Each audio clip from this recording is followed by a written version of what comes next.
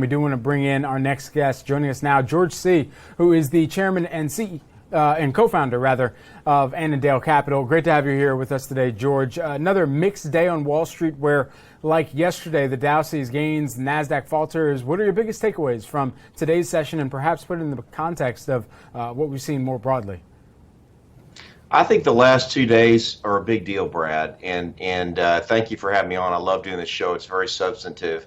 I think you're seeing a big move from tech, which has been the favored darling for many years now, into cyclicals and value stocks and things that have been absolutely tossed out the last several years and have underperformed dramatically. And I think this 2 days is not a short-term deal. I think it's a trend.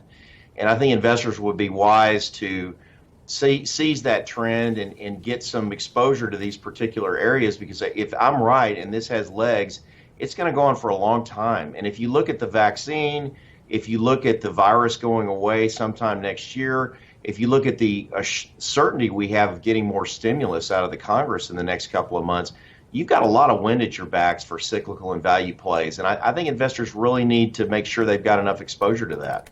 What are some of the time horizons that you're commonly hearing for investors where their portfolios may see some rotation, but ultimately, how far out are they looking?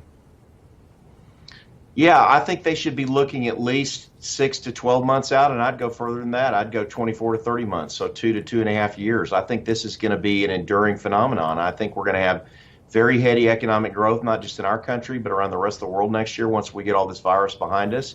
And the big beneficiaries of that are going to be the cyclical and value names that are so undervalued from a historical basis, and we'll have some really good earnings comparisons at their back, and the market loves good earnings comparisons and momentum in that particular area. So I think this is going to go on for quite some time.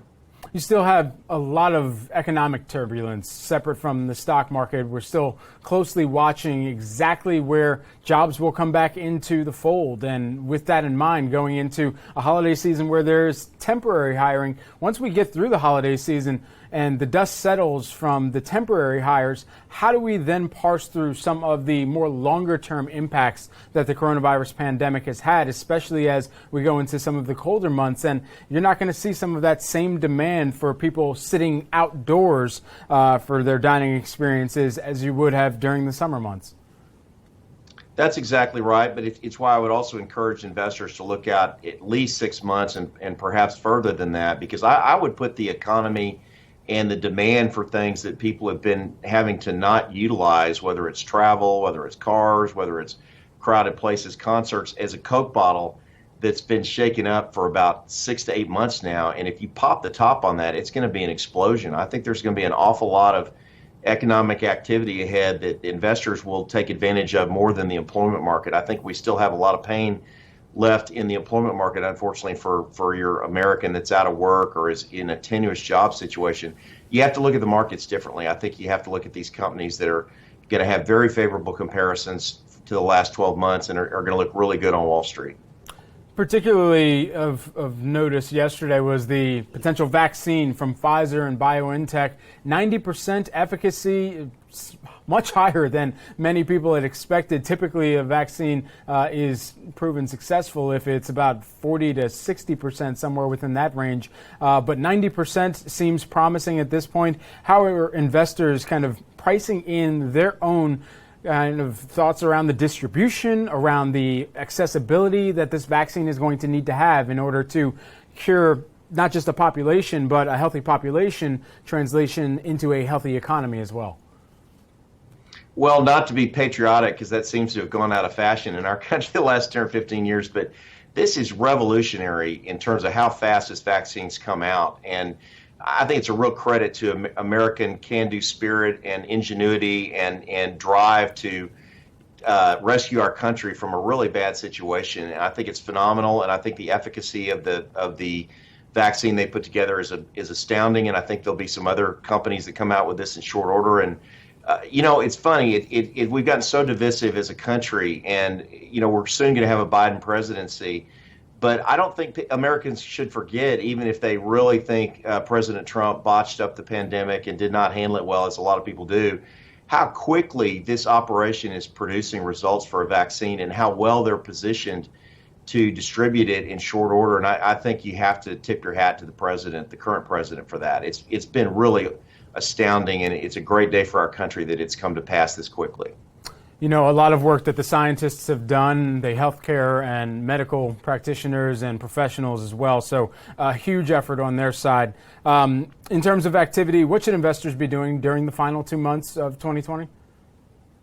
Yeah, I would be repositioning and balancing your portfolio better. If you're super heavy Zoom and Lyft, to give another name that y'all have been talking about today, and a whole lot of other technology stocks that either don't make money yet or make little money and have a huge multiple, I would take some gains off the table especially if you've got long-term capital gains, and rotate more into value stocks, cyclical stocks, international stocks, emerging markets, things that have just been left behind, so that you've got a more balanced portfolio going in the year. And I would look really hard at stocks that have seen a lot of tax loss selling in the last couple of months and have had really bad years, especially if they're good businesses underlying all that, because they're probably going to, kind of back to my Coke bottle analogy, they're probably shaking up pretty hard too going into 2021, and should have a nice post-tax loss selling surge in January and February.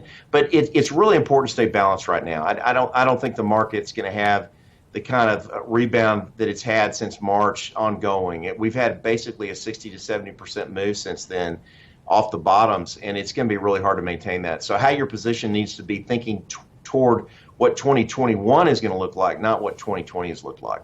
George, you're drinking a lot of Coke bottles over there. We got to introduce you to some White Claws or something like that. George C., co-founder and chairman of Annandale Capital, joining us here on the day. Thanks so much for the time, George. All right, guys, and coming up, we go to Washington for the latest on the Biden transition and Republican efforts to undermine it. That is after the break. Stay with us.